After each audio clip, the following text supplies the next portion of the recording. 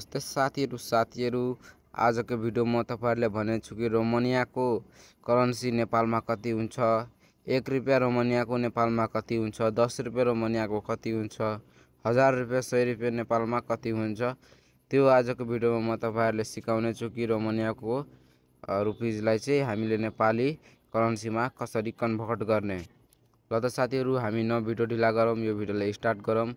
त्यो भन्दा अगाडि यो च्यानललाई एकचोटी सब्स्क्राइब गरेर बेल घण्टी प्रेस गरिदिनु होला।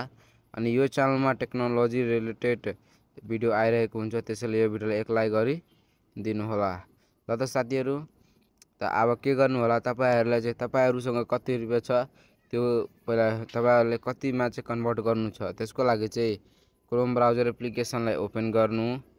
ओपन गरिसकेपछि यहाँ चाहिँ सर्च और टाइप्समा क्लिक गर्नु अनि यहाँ चाहिँ सर्च गर्नु रोमानिया।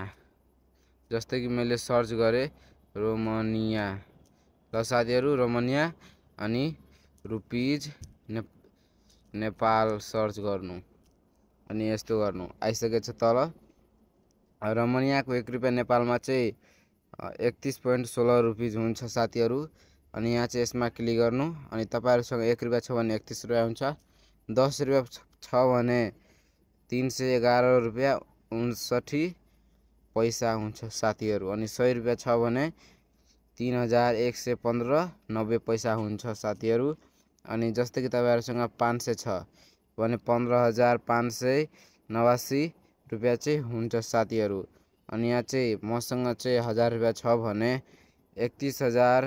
31,159.05 पैसा हुन्छ साथीहरु नेपालमा। अनि साथीहरु यहाँ चाहिँ नेपाली पैसालाई तपाईले रोमानियामा कन्भर्ट गर्नुहुन्छ भने त्यो पनि हुन्छ साथीहरु। यहाँ चाहिँ मैले नेपाली रुपीजमा क्लिक गरे अनि मैले यहाँ चाहिँ 1 रुपैयाँ हाल्छु भने रोमानियाको 32 पैसा हुन्छ साथीहरु। अनि 10 रुपैयाँ हाल्छु भने 32 पैसा। अनि 100 रुपैयाँ हालेपछि 3.21 पैसा हुन्छ, 21 रुपैयाँ हुन्छ साथीहरु। अनि 10,000 हाल्नुहुन्छ भने 320 रुपैयाँ हुन्छ रोमानियाको साथीहरु। हेर्न सक्नु भएको छ साथीहरु, यसरी नै गर्न सक्नुहुन्छ साथीहरु। अनि आजको भिडियो तपाईहरुलाई एकदमै इन्ट्रेस्टिङ लागेको छ भने यो भिडियोलाई एक लाइक गरी च्यानललाई सब्स्क्राइब पनि गरिदिनु होला। ल त साथीहरु, अहिलेको लागि बाइ बाइ, मिल्छु यस्तै इन्ट्रेस्टिङ भिडियोको साथ।